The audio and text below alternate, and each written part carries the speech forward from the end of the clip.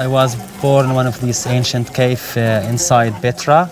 They spent all my childhood like shepherd goats around, and that's why I just get the idea to work as a trekking guide when I grow up. I'm working as a guide, official guide, since 2007. So now we are doing Dana to Petra. It's a 5 days hike. The idea of the hiking is like it's the best way to see the country. Some of the people just come to Petra they think that's Petra, it's the treasury, just the treasury, just like one facade. But when they do it like this way, like entering Petra from the doorway, they understand the history of the area before even they arrive there.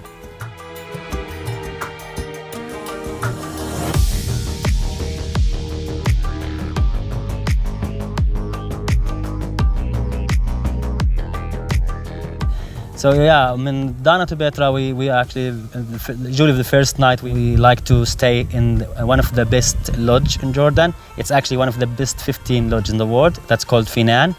And that's how we support the Bedouins who live around that area.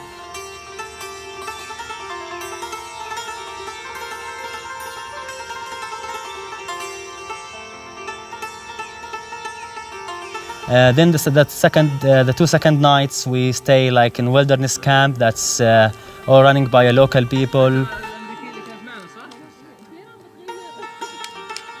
I thought the meals each night, just the care that went into preparing the local food, and it's food that I love anyway. They just outdid themselves with the variety of food they offered us, and here we were in this camp in the middle of nowhere, and yet we had this lavish, wonderful dinner. Since I worked with Experienced Jordan, we start hiring many local people, like wherever I go, even to the north or to the south, always I have a local guide with me that show me in the tours.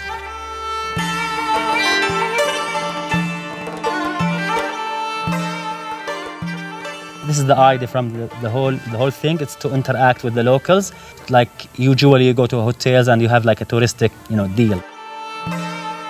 One of the things that's really challenging about the Jordan Trail is that there is almost no signage at all. So without a guide, it would be very difficult to do this particular trail. I absolutely trusted him the entire way because he's from Petra and he knows the region inside and out.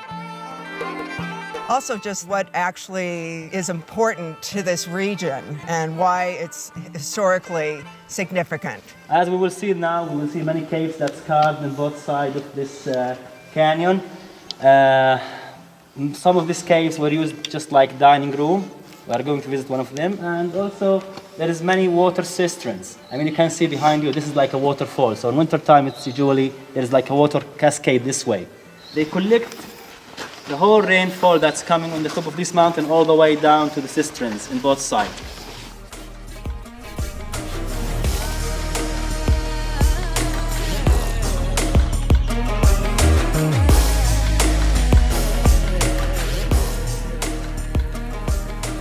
I think for me, one of the main points of traveling anywhere is to really experience what life is like for the people who live there.